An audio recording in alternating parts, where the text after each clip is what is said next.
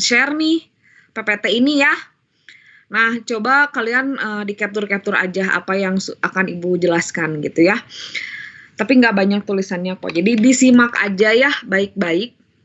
Nah, kalau misalnya kita lihat dari kisi-kisi US dan juga tryout kemarin, Ibu seperti bilang bahwa urutannya masih sama dari nomor 1 sampai 35 itu sama gitu ya. Dari awal itu adalah pengetahuan dasar geografi, terus dilanjut pemetaan kayak gitu. Itu mah jenis soalnya sama, si alurnya bakal sama sampai nanti terakhir adalah tentang negara maju dan berkembang. Materinya sama dari kelas 10 sampai kelas 12 gitu ya. Nah, tapi Ibu akan tekankan nih apa aja yang kemarin masih banyak yang mungkin pada lupa gitu ya, yang masih banyak yang kurang tepat menjawabnya gitu ya. Nah, yang pertama kalau untuk kayak konsep, pendekatan, prinsip geografi itu kalian udah paham lah dan udah pada banyak yang betul juga. Dan udah pasti 3 itu mah ya, nomor pertama tuh pasti ya. Tentang konsep, tentang pendekatan, dan juga tentang prinsip geografi. Itu udah ada di PPT yang Ibu share di MS Team. Ya pokoknya buka lagi MS Team-nya, itu udah banyak banget kan materi yang udah Ibu sampaikan juga, bahan ajarnya juga, PPT-PPT-nya coba dibuka-buka lagi ya, itu ada. Nah kalian bisa lihat lagi di situ tentang konsep, prinsip, dan pendekatan, itu mah pasti ya. Nah terus selanjutnya harusnya sih ada tentang aspek geografi, tapi nggak akan ada nanti di US. Cuman kalau nih misalnya teman-teman yang ada yang diantara kalian itu lintas minat tentang aspek geografi itu hanya ada 2 geografi, yaitu aspek fisik dan aspek sosial. Kalau aspek sosial itu masyarakat atau kependudukan, sisanya itu fisik, mau tanah, mau air, mau udara, pokoknya kayak gitu itu adalah fisik ya. Sisanya manusia itu adalah sosial gitu ya. Cuman itu aja untuk pengetahuan dasar geografi. Nah, Ibu ambil beberapa aja materi yang masih banyak yang keliru. Di antaranya yang pertama adalah materi tentang pertanahan. Kemarin itu pas tryout itu tentang tanah aluvial. Nah nanti juga akan ada lagi tentang pertanahan. Apakah aluvial lagi? Nggak tahu ya. Karena kan ada 4 paket soal. Kalian pasti bakal beda-beda nih dapatnya.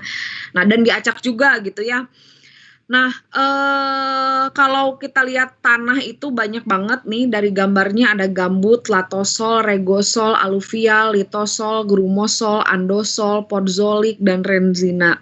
Nah, yang nanti akan ada itu cuman aluvial, regosol, litosol, dan andosol.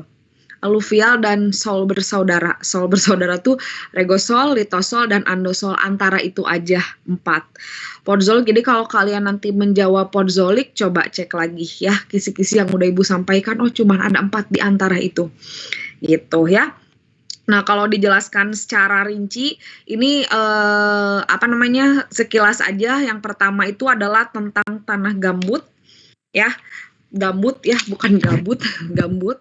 Gambut ini adalah jenis tanah yang terbentuk dari akumulasi sisa-sisa tumbuhan yang udah melapuk, yang udah membusuk bersatu dengan tanah. Gambut ini nama lainnya adalah organosol. Nah, organosol sesuai dengan namanya organik. Jadi dia itu dari tumbuhan-tumbuhan yang sudah membusuk. Makanya kandungan bahan organiknya tinggi gitu. Itu adalah tanah gambut. Nah, terus untuk tanah regosol dulu. Regosol ini adalah, kalau latosol kayaknya nggak akan ada ya.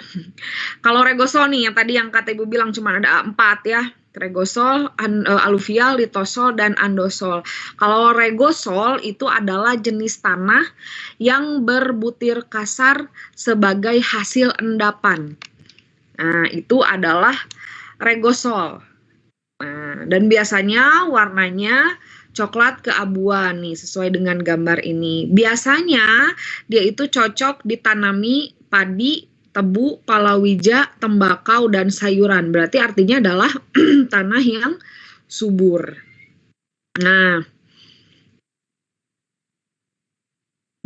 Kalau tanah aluvial, ya, tanah aluvial ini sama yang kayak kemarin, itu adalah jenis tanah yang terjadi karena endapan lumpur yang biasanya terjadi terbawa karena aliran sungai. Yang seperti Ibu bilang bahwa aluvial ini subur tapi kandungan airnya yang sangat banyak. Itu untuk aluvial.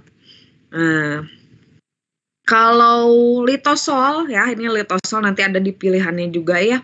Ini siapa yang bakal dapat? Kalau litosol ini adalah tanah yang berasal dari proses pelapukan batuan tapi belum sempurna. Jadi dia masih ada gerenjil-gerenjil batuannya gitu ya. Nah, jadi dia adalah pelapukan yang jadi belum selesai. Nah, sehingga apa? Dia itu kategori tanah yang tidak subur, kurang subur, bukan tidak, kurang subur gitu. Ciri-cirinya adalah warnanya itu kemerahan, kuning, teksturnya lempung ya, dan memiliki solum horizon. Nah, katanya persebaran tanah litosol ini berada di daerah yang memiliki curah hujan yang sangat tinggi dan kelembapannya yang sangat tinggi juga. Nah, kalau kelembapannya sangat tinggi kan susah ya untuk melapuk gitu, jadi makanya lambat. Nah, itu untuk litosol gitu ya. Litosol ini bisa dikategorikan tanah yang kurang subur karena tanah litosol ini merupakan tanah yang kandungan unsur haranya jadinya sedikit gitu ya, karena tadi adalah pelapukan yang belum selesai gitu ya, belum sempurna. Grumosol gak akan ada deh kalau di US ya tentang grumosol, tapi kalau grumosol itu terbentuknya dari pelapukan batuan kapur atau tufa vulkanik. Nah, itu dari dekat gunung berapi.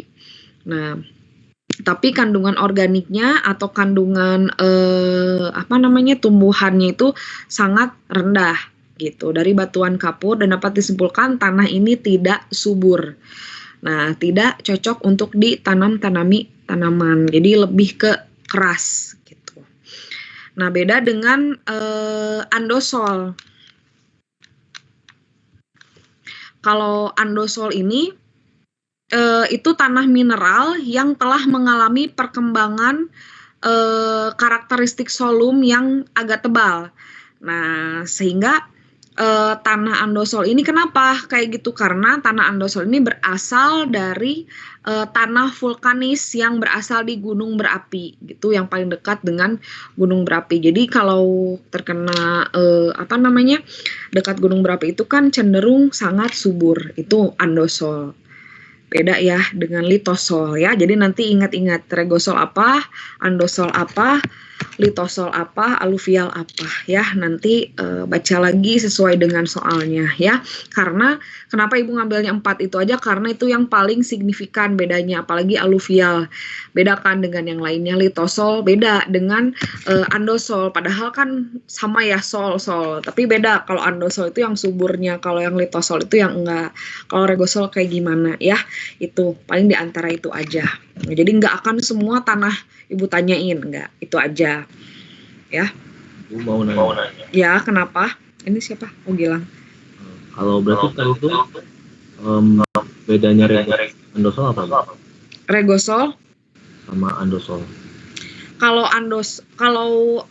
andosol itu dia masih ada enggak. Kalau andosol itu lebih warnanya itu lebih kemerahan dan juga paling dekat sama wilayah gunung berapi. Jadi dia paling subur di antara yang lainnya. Itu andosol. Ya, kalau regosol enggak, kalau regosol mah. Dari warnanya juga udah beda. Ya, jadi lebih subur yang andosol, tapi masih kategori tanah yang subur gitu. Beda dengan litosol, sama kan sol juga, beda lagi sama grumosol. Nah, ya dilihat dari warnanya juga nanti akan Ibu jabarkan kok ya. Makanya Ibu liatin gambarnya biar kalian tahu, oh iya andosol itu yang ini, regosol yang ini ya. Oke, Bu. Nah, gitu. Ya udah 4 itu aja ya, nggak akan banyak-banyak kok. Kayak waktu itu kan konsep ada 10, nggak akan 10-10-nya Ibu tanyain, nggak akan. Pasti cuma ada 1 yang akan ditanyakan gitu ya. Nah, ini cuma ada di antara 4 itu. Bu, berarti Ya. andosol itu di dataran rendah kan ya Bu ya? Hmm? Andosol itu di dataran rendah kan ya Bu? Dekat gunung berapi. Oke Bu. Berarti iya, ya, gitu ya. Itu untuk ciri-cirinya. Ya, itu 4 aja ya, regosol, aluvial, litosol, andosol. Udah. Pozolik, resina enggak. Nggak akan semua dibahas ya, karena takutnya kalian, udahlah ini mah kalau nggak ada di US mah nanti aja gitu ya. Biar waktunya juga bisa efektif gitu ya. Terus, apa lagi ya? Salah buka ini, bentar. Maaf, salah buka PPT.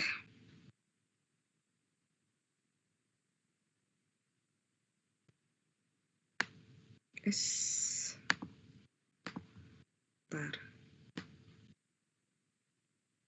Bentar ya guys, ibu salah buka PPT yang belum diedit ternyata. Bentar ya, 5 menit. Ini dia. Salah buka PPT. Sambil nunggu Bu Adel, Ibu mengingatkan ya, Bu Adel, sebentar. Ya, Bah. Anak-anak yang belum presensi diisi dulu, kemudian pada saat mengisi, di situ kan pilihan geografinya ada UTBK, ada peminatan, ada lintas minat. Yang diisi geografi lintas minat ya Bu Adel? Ya. Ya, jadi yang diisinya geografi lintas minat. Jadi yang belum ngisi silakan diisi. Yang tadi ngisinya masih salah boleh diperbaiki, dikirim ulang. Terima kasih. Iya, sebentar Bu ya ini. Ini ada PPT-nya. Salah buka. Ternyata.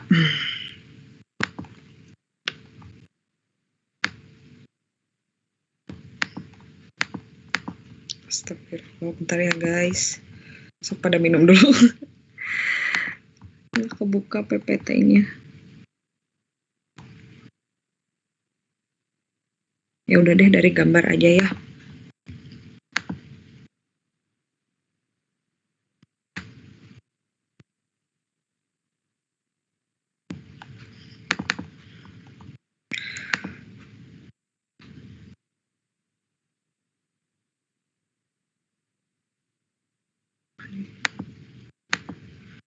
Astagfirullah.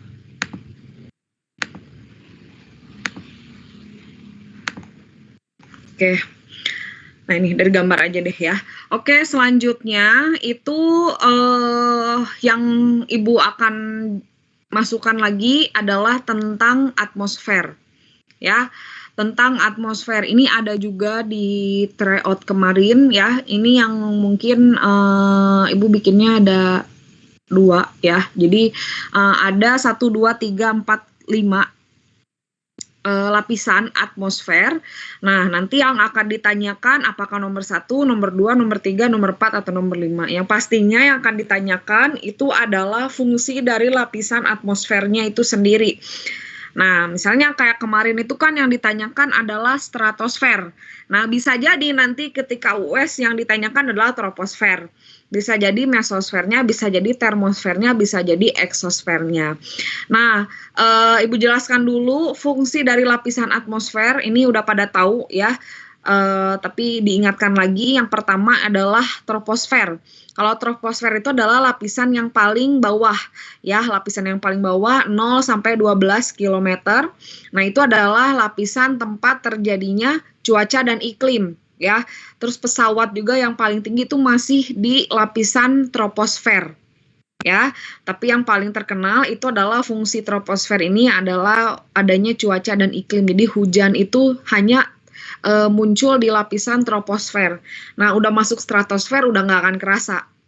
Ya, itu untuk troposfer itu ketinggiannya adalah 0 sampai 12 km ya. Jadi kalau yang naik pesawat itu tuh sebetulnya nggak tinggi-tinggi amat gitu ya, masih di lapisan troposfer. Makanya ada istilah di atas langit ada langit ya, karena selanjutnya ada lagi nih fungsi dari lapisan atmosfer ini adalah stratosfer. Kalau stratosfer ini, aduh maaf, di telepon sebentar ya. Ya Allah,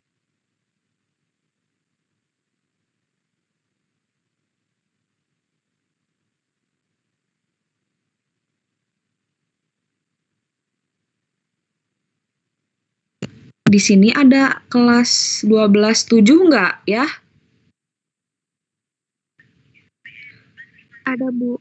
Oh, 12.5 sama 12 sampai 12.7 ada di sini? Ada, Bu. Ada, aduh. beberapa, Bu. Oh, ada beberapa katanya Bu Mira. Oh iya, di TB Smart 9 ya. Oh iya, siap. Iya. Saya kasih tahu ya, Bu ya. Ya, Assalamualaikum. Oke, katanya 12.5 sampai 12.7 masuk ke TB Smart 9 yang sama Bu Vini. Materinya mah sama, dak. Katanya udah nungguin Bu Vininya. Bu Adel, Ya. kalau lihat di jadwal yang di TB Smart 8 12.2 sampai 12.5.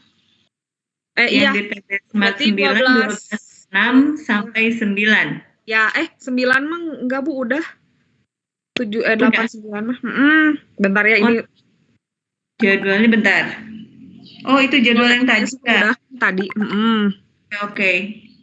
Nih tadi Bu Vini nunggu. Berarti benar ya Bu ya?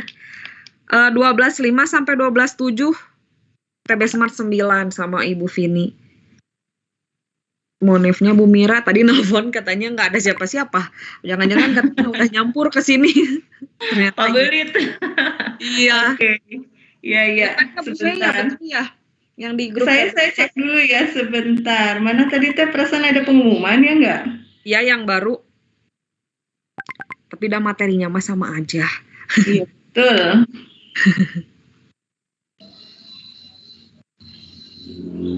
Bu Adel. Ya.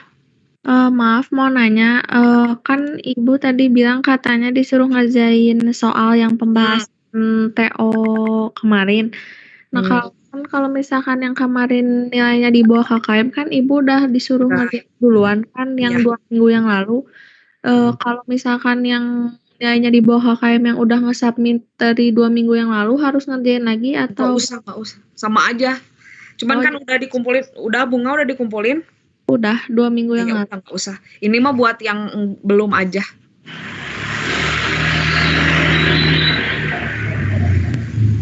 Bener ya Bu Fe ya? Nggak ketemu jadwalnya. Oh iya, ini aku kirimin aja tuh ya ke Ibu ya. Oke. Nah, itu yang baru 5 sampai 7 ya. Soalnya Ibu nggak ngecek ini ada 12 berapa aja. Iya, soalnya pakainya jadwal yang lama berarti. Oh iya, 12.2 sampai 4 di sini ya, 5 sampai 7 di TB Smart 9. Yap. Oke. Ini udah menunggu. Sama aja kok ya guys. Nanti materinya mah kisi-kisinya mah Ibu kirimin di MS Team kok. Sama aja. Nuhun, Badel. Nah, yang lain biar bisa pada presensi di sana ya. Jadi sesuai dengan kelasnya ya.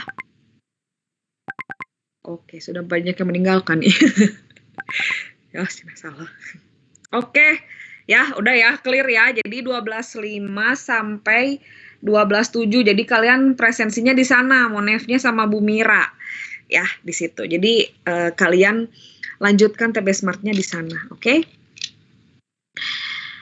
Nah, oh ya sebentar, ini takutnya yang kelas sana. Bentar ya. Oh iya bener. Ngechat ini Bu Vini katanya belum ada orangnya, sok yang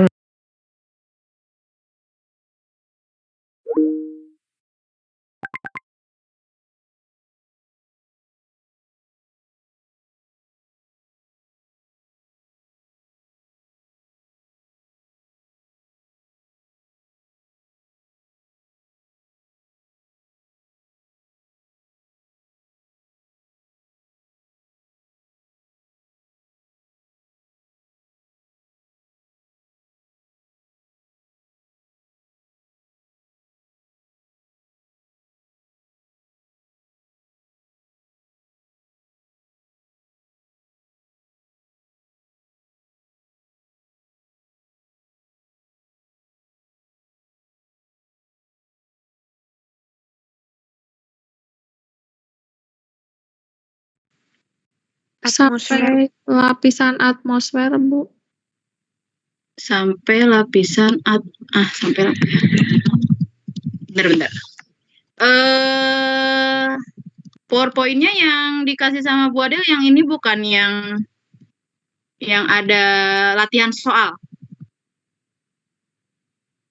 Bukan. Bentar ya.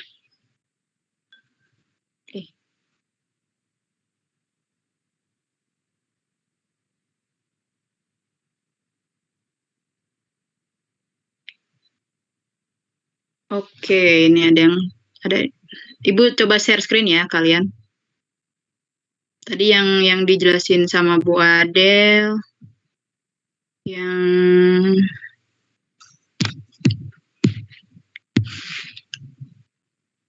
ini bukan tadi. Apa beda?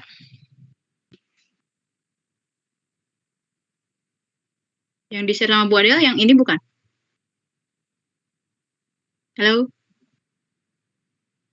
Beda, Bu. Beda. Tapi ini udah pernah dijelasin sama Bu Adel belum? PowerPoint ini. Udah belum? Kayaknya belum deh, Bu. Belum? Ya. Oke. Ya udah ya. Jadi ntar Ibu dapat foto. Oh, bukan ketang, ini mah foto tambahan.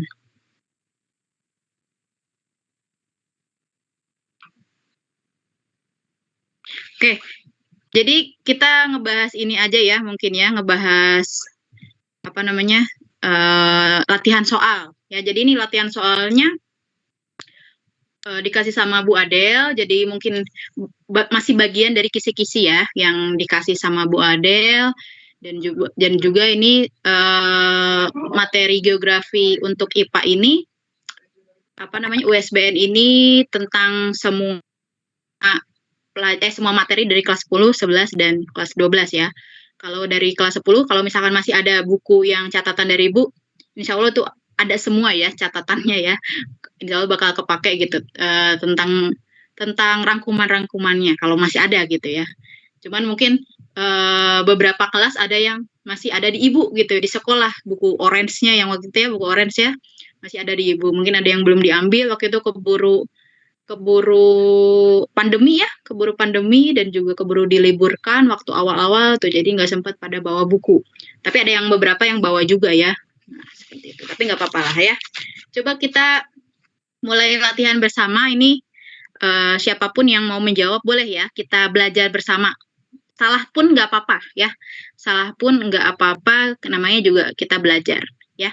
Oke, yang pertama kita membahas mengenai konsep geografi ya, ini mengacak ya, kisi-kisinya kita mulai dari konsep geografi. Oke, konsep geografi yang berkaitan dengan medan atau aksesibilitas suatu wilayah untuk dicapai menggunakan sarana transportasi disebut dengan konsep. Ada yang tahu jawabannya apa? Boleh kita bahas. Sama seperti di jadwal. Ini yang soal, Bu. Lokasi. Ya? Keterjangkauan. Keterjangkauan. Oke. Ada yang lain? Boleh? Atau sama? Keterjangkauan yang Bu, benar. Sama. Keterjangkauan juga. Oke. Konsep geografi yang berkaitan dengan medan atau aksesibilitas ya. Aksesibilitas itu seperti jalan ya. Kemudian sarana prasarana ya, untuk menjangkau suatu lokasi. Berarti jawabannya betul keterjangkauan. Nah, ini untuk pembahasannya, ini pernah Ibu jelaskan waktu kelas 10. Ada yang masih ingat nggak ini? Rumus ini nih. 10 konsep geografi. Nah, rumusnya tuh ADI, JKK, LM, NP. Siapa yang masih ingat? A itu apa? A itu apa? Aglomerasi. Betul. D? Coba, D apa D? Diferensiasi area. Diferensiasi area. I? Interaksi. Ya, betul. Interaksi apa? Interdependensi. Interdependensi. J? Jarak. Jarak. K? Keterjangkauan. Keterjangkauan. K yang kedua? Keterkaitan ruang. Keterkaitan keruangan. Kemudian L? Lokasi. M Morfologi. ya, N nilai Guna. nilai guna, P Pola. Oke. Aglomerasi. Ibu tulis kata kuncinya saja ya. Pengelompokan. Pengelompokan suatu hal atau pengelompokan suatu fenomena geografi ya. Diferensiasi area, adanya suatu perbedaan di suatu wilayah yang bisa membedakan dengan wilayah yang lain. Interrelasi dan interdependensi. Ini adanya saling keterkaitan, ya. Interrelasi itu komunikasi, hubungan gitu ya. Interdependensi itu adalah timbal balik. Jadi adanya hubungan yang secara berinteraksi atau secara timbal balik, ya. Timbal balik. Jarak, ruang di antara dua objek, ya. Ruang di antara dua objek. Ini ada jarak absolut, ada jarak relatif, ya. Absolut itu yang pasti, relatif itu yang tergantung ya, tergantung atau relatif ya, relatif itu sama dengan relatif juga gitu maksudnya. Keterjangkauan, kemudahan. Keterkaitan keruangan, ini adanya sebab akibat. Sebab akibat. Lokasi, titik atau posisi. Ini juga ada dua ya, lokasi absolut, lokasi relatif. Nah, kalau misalkan tadi yang jarak ya, jarak dulu belum dibahas. Ini kalau jarak absolut itu biasanya satuannya ukuran, meter, kilometer gitu ya. Kalau jarak relatif itu berkaitan dengan biaya waktu. Kemudian kalau maksudnya lokasi absolut itu adalah jarak lokasi astronomis ya. Jarak relatif adalah lokasi geografis, misalkan. Morfologi itu tinggi rendahnya permukaan bumi atau yang berkaitan dengan permukaan bumi ya, bentuk permukaan bumi. Nilai kegunaan, manfaat, pola, susunan. Jadi sebetulnya kata kunci konsep geografi itu suatu hal ya yang berkaitan dengan apa namanya? Maksudnya bukan berkaitan dengan contoh orang gitu ya, bukan berkaitan dengan manusia, tapi ini berkaitan dengan suatu hal yang ada di satu daerah atau satu tempat gitu ya, yang berkaitan dengan fenomena gitu kan, berkaitan dengan fenomena di suatu daerah atau wilayah. Oke. Di situ ada konsep geografi itu ya. Pokoknya kata kuncinya konsep geografi itu contohnya bukan mencari suatu hal yang berkaitan dengan orang, dengan satu manusia gitu ya. Tapi ini berkaitan dengan fenomena yang ada di satu tempat. Ya, fenomena yang ada di suatu daerah, satu wilayah. Seperti itu. Itu kata kuncinya ya. Dan ini di samping-samping konsep ini yang Ibu tuliskan satu kata dua kata ya, itu kata kunci ya, yang untuk memudahkan kalian dalam memahami permasalahan yang ada di soal, kalau ada soal tentang konsep gitu ya. Oke, seperti itu. Kemudian ya, ini kalau misalkan sekali lagi ya, kalau masih ada catatan Ibu yang tentang konsep geografi yang ini, itu lengkapnya ada di buku yang waktu kalian mencatat ya. Ini apa lengkap dengan contoh-contohnya ya waktu itu ya. yang Ibu mewajibkan untuk menulis ya waktu zaman sebelum pandemi dulu kelas 10 ya. Oke, kita next ya karena waktunya sedikit lagi. Oke, kita lanjutkan ini berkaitan dengan pendekatan geografi. Coba semuanya diperhatikan soalnya dan silahkan dijawab. Bebas, salah nggak apa-apa ya, namanya belajar, salah nggak apa-apa. Nanti kalau salah Ibu bisa betulkan gitu ya. Kalau betulkan Ibu akan menjelaskan penjelasannya gitu. Bencana longsor yang terjadi karena intensitas hujan cukup tinggi dan disertai alih fungsi lahan di daerah Cisolok, Sukabumi pada tanggal 1 Januari 2019. Bencana tersebut menimpa rumah warga hingga menewaskan penghuninya dan sebagian mengalami luka ringan. Selain menimpa rumah, longsoran tanah juga menutup akses jalan untuk evakuasi di daerah tersebut. Pendekatan yang relevan untuk mengaji fenomena tersebut adalah pendekatan dulu. Pendekatan geografi. Ya? Kompleks wilayah.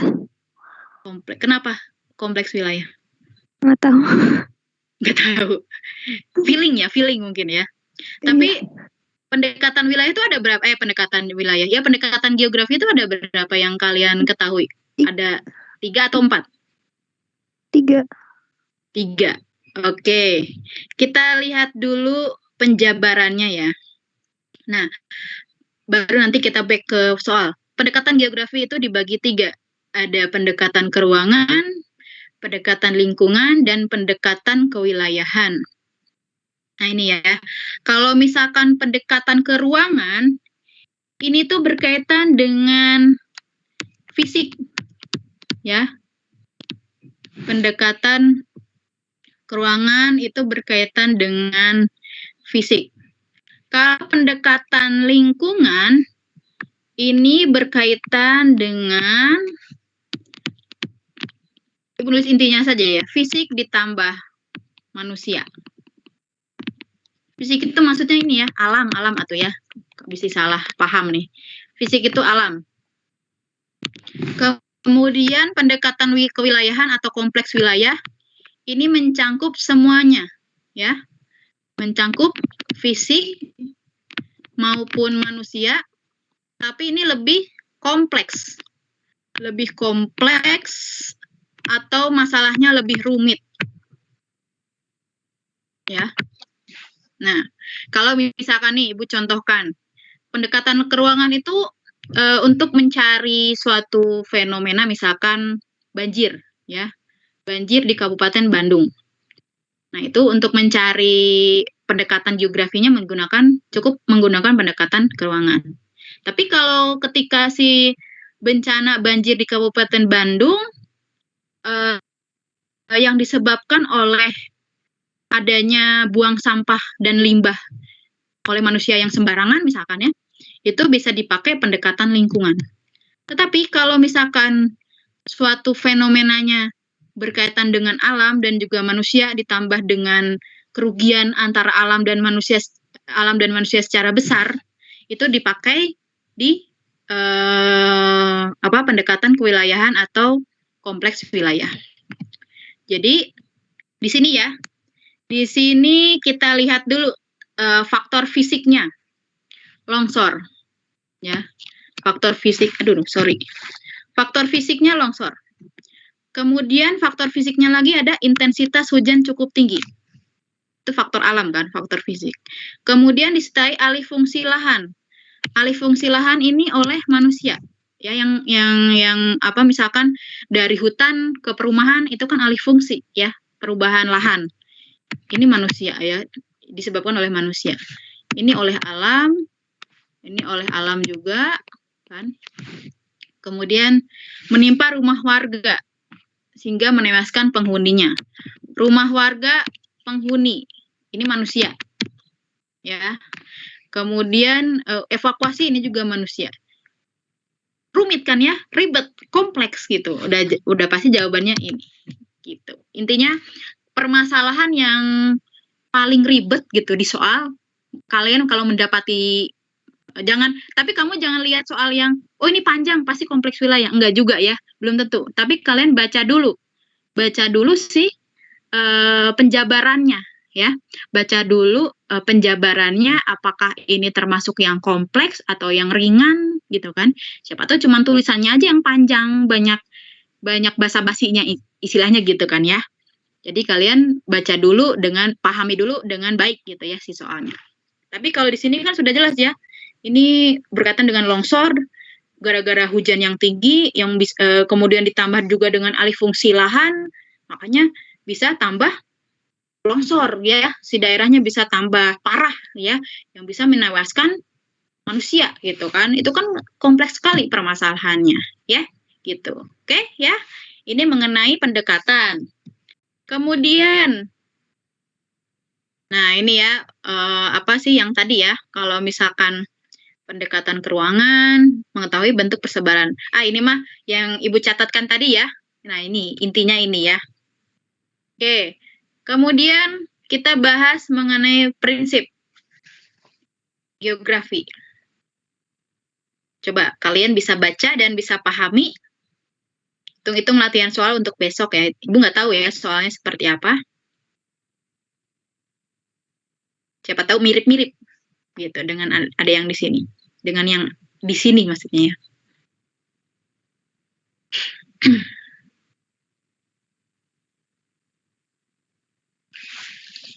Oke, ada yang mau menjawab? Boleh?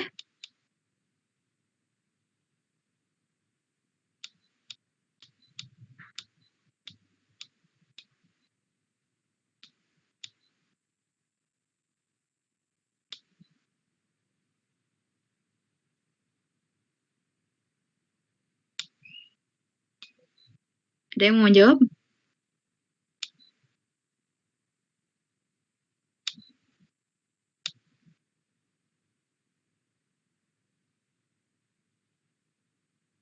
Pada lelah ya ini. Anak kelas 12, 5 sampai 7. Boleh. A, B, C, D, E. Atau bingung? Dalam kurun waktu 5 tahun terakhir, gunung api yang ada di Sumatera dan Jawa menunjukkan aktivitas yaitu tipe vulkanismenya. Dilihat dari struktur geologinya, wilayah Sumatera dan Jawa berada di zona bukan lempeng. Prinsip geografi yang digunakan untuk mengkaji fenomena tersebut adalah kata kuncinya ya. Ya boleh. C. Oke. Interrelasi ya. Gunung api yang ada di Sumatera dan Jawa menunjukkan aktivitas vulkanisme. Ini berarti kan gunung api sedang vulkanisme, kemudian dilihat dari struktur geologinya. Nah, oke betul ya.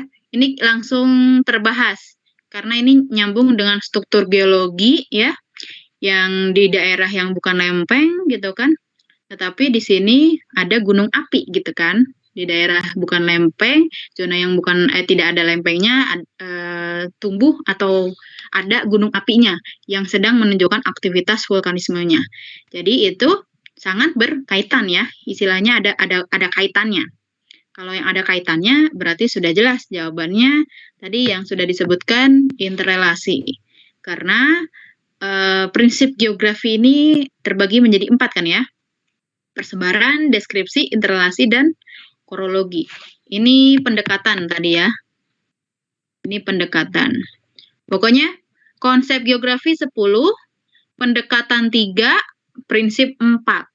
Nah itu ya, yang utama yang mungkin sebagai faktor kalian untuk belajarnya ya. Nah ini ya, ini dia untuk penjelasannya.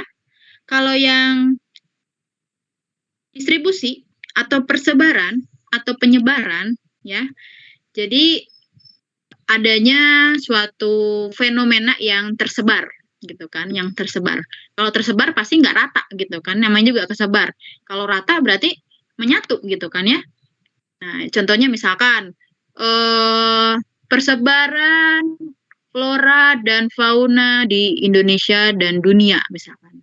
Itu persebaran gitu ya. Interrelasi, hubungan saling keterkaitan antara ruang ya. Adanya interaksi gitu kan, adanya berkaitan gitu ya antara satu daerah, bukan satu daerah, satu fenomena dengan fenomena yang lain. Kemudian deskripsi, prinsip deskripsi itu menjelaskan mengenai suatu fenomena tapi dilihatnya dari tulisan, dilihatnya dari gambar, dilihatnya dari tabel, ya, dari grafik dan lain-lain. Kemudian ada korologi. Ada korologi ini yang sama konsepnya ini sama seperti pendekatan kompleks wilayah. Rumit.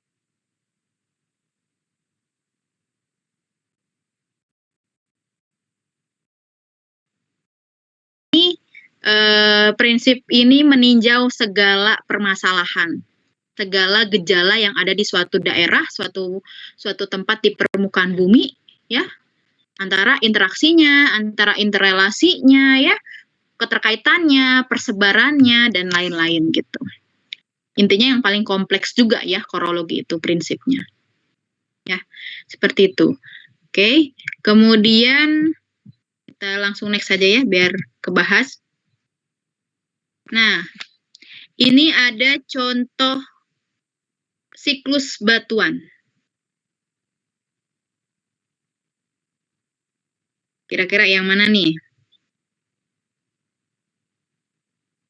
Yang D, ini yang D. Maksudnya ini ya, yang dicari itu yang D.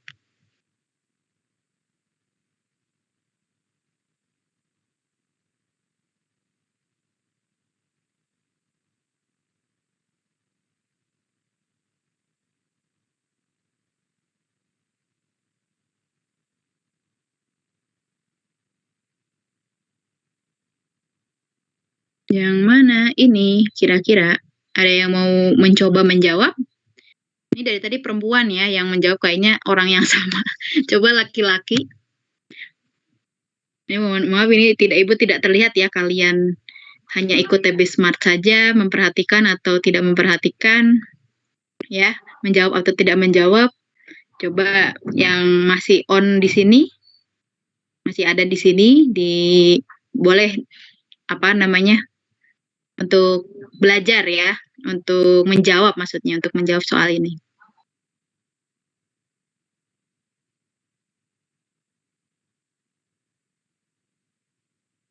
Oke, ada yang mau coba? Laki-laki?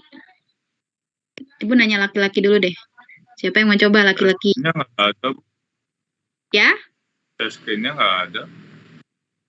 Share screen-nya nggak ada. Nggak ada gimana sih ya?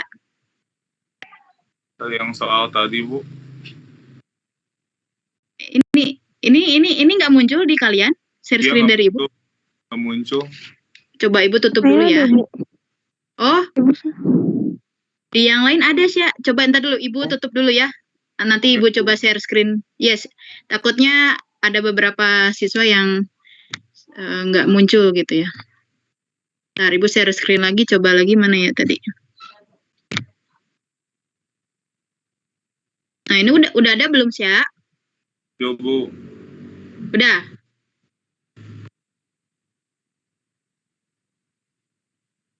Oke. Coba dibaca, dilihat. Boleh mencoba menjawab deh. Mau Hasya atau siapapun boleh ya. Atau yang tadi, yang perempuan yang tadi menjawab, Ibu nggak tahu siapa tadi, nggak kelihatan di sini. Nggak kayak Zoom ya, nggak langsung muncul siapa yang ngomong di sini. Boleh deh. Mungkin malu ya, yang teman-teman yang lain malu. Karena baru pertama kali ketemu Ibu lagi. Oke, boleh. Yang mana jawabannya nih? Huruf proses yang ditunjukkan oleh huruf D. D bukan, Bu. Apa? D. D apa B? Perubahan susunan mineral. Oh, B. Oke. Di sini kalau kalian lihat, ini ilustrasi siklus batuan yang simple menurut Ibu ya. Karena mungkin aja nanti ada soal yang tentang ilustrasi siklus batuan juga, tapi dengan gambar yang berbeda ya. Yang harus diingat oleh kalian untuk siklus batuan ini ya, pokoknya awal mula pembentukan batuan itu adalah dari magma gitu. Mungkin kalau gambar misalkan nggak ada namanya tapi ada simbol kotak berwarna merah misalkan ya, berarti itu pasti magma. Itu yang pertama gitu kan ya. Kemudian kalau ada panah-panah, kalian harus lihat panahnya ke arah mana gitu ya. Jadi itu siklusnya mengikuti setelah magma biasanya ya. Magma, kemudian selanjutnya seperti itu. Tapi kalau misalkan di soal ini proses yang ditunjukkan oleh huruf D. Kita lihat huruf D. Sebelum huruf D ada batuan sedimen. Dan setelah huruf D ada batuan metamorf. Ya. Kemudian kembali lagi ke magma. Jadi ada apa nih proses setelah setelah batuan sedimen dan sebelum batuan metamorf, yaitu adanya, jawabannya betul tadi ya, adanya perubahan susunan mineral akibat tekanan dan suhu, ya, tekanan dan suhu. Mungkin bisa kalian lihat di next slide ini ya. Nah ini adalah siklus batuan yang lengkap, ya, yang lengkap. Mungkin tadi yang simpelnya, ini yang lengkapnya. Nah ini ya, contohnya nih tadi Ibu kan bilang magma itu pasti selalu ditandai dengan warna merah. Ini berarti prosesnya nomor 1. Dan pasti arahnya ke arah setelah magma, ya, proses yang selanjutnya. Tapi kalau inti dari siklus batuan, ya, dimulai dari magma, kemudian batuan beku,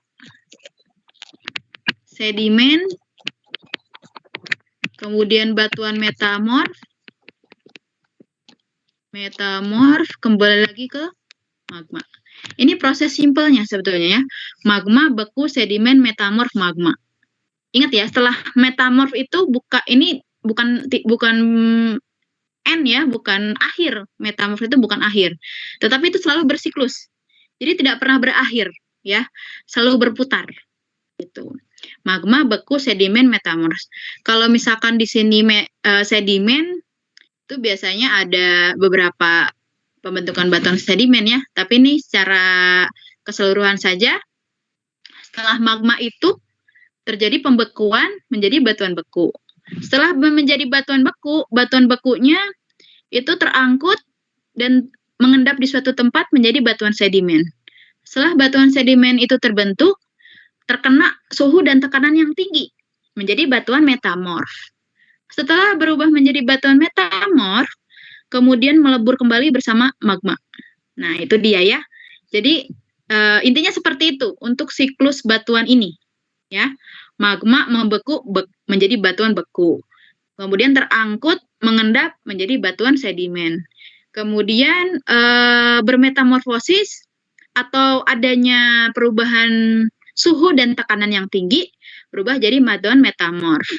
Kemudian gara-gara si metamorfnya deket sama magma lagi ya, akhirnya kan meleleh lagi gitu kan, kepanasan ya, terlalu panas suhunya karena dekat dengan magma, itu akhirnya melebur kembali bersama magma. Jadi terus-menerus seperti itu pembentukannya.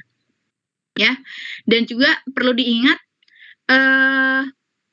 siklus batuan ini tuh tidak selalu berproses berputar, tetapi ada kalanya batuan beku dan juga misalkan batuan beku ada yang langsung berubah menjadi batuan metamorf.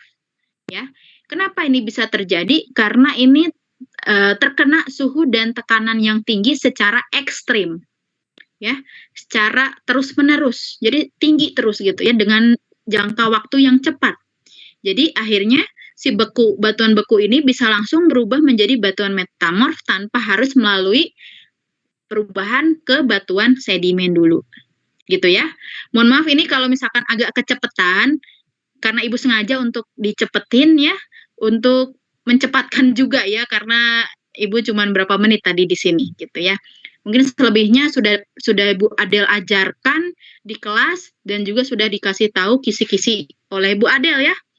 Jadi kalian pelajari aja tentang apa saja yang harus dipelajari gitu. Nah ini misalkan ini sudah mau jam 3 tapi Ibu menjelaskan secara inti ya. Kalau ini yang dari Bu Adel ini membahas tentang tanah, jenis tanah, kemudian membahas tentang planet, ya, planet Jovian, ya, planet yang memiliki komposisi yang sama dengan bumi atau terestrial, dan juga planet yang besar, Jovian. Kemudian di sini membahas mengenai planet superior dan inferior, ya. Kemudian adanya gerakan revolusi bumi dan rotasi bumi, dan juga dampaknya terhadap kehidupan, ya. Dan juga ini tentang pembangunan berkelanjutan, ya. Kemudian ini tentang faktor pendorong dan penarik dari interaksi desa dan kota. Ini beberapa ada yang Ibu tambahin sedikit sih ya. Pendorong, ini penarik, kenapa orang desa tertarik dengan kota dan orang kota tertarik dengan desa, ya. Insya Allah kalau bab yang itu mudah sih menurut Ibu ya. Kemudian faktor penarik, pendorong penarik urbanisasi, ya, urbanisasi tahu ya, perpindahan dari desa ke kota. Kenapa orang tertarik sekali lagi pergi ke kota, ini berkaitan dengan interaksi desa dan kota juga ya. Dan kenapa tertarik ke desa lagi. Kemudian ini tentang interpretasi citra penginderaan jauh, ya. Nah, ini misalkan ya, pasti kalau air laut memancarkan warna gelap kalau dari satelit. Dan kemudian pasir pasti warnanya cerah. Nah, ini kalian mungkin cari aja ya tentang bab ini.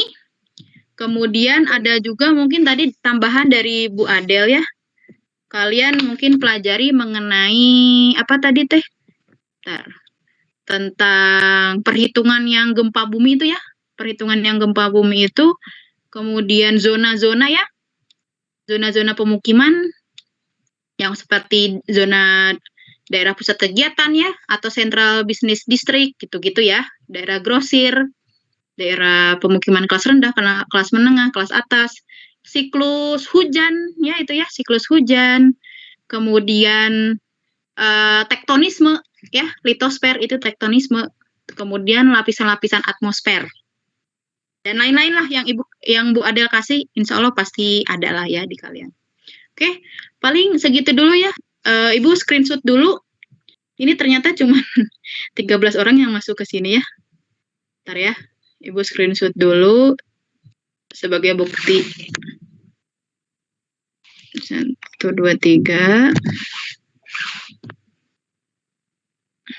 2, 3. Oke, semoga kalian 17 ya. Bu. Ada 13 ya, Tadi Bu Mir? 17. Oke. Tadi Gak ada apa-apa, 17 lumayan. orang. Iya. Oh, mungkin udah lelah Bu. Kayaknya. Daripada Lelah. 0 banget gitu ya tadi. Ya. Ya pokoknya kalian besok semangat ya belajarnya. Semoga kalian mengerjakan dengan jujur dan juga bertanggung jawab. Semoga apa yang disampaikan mungkin dulu oleh Ibu dan oleh Bu Adel bisa diterima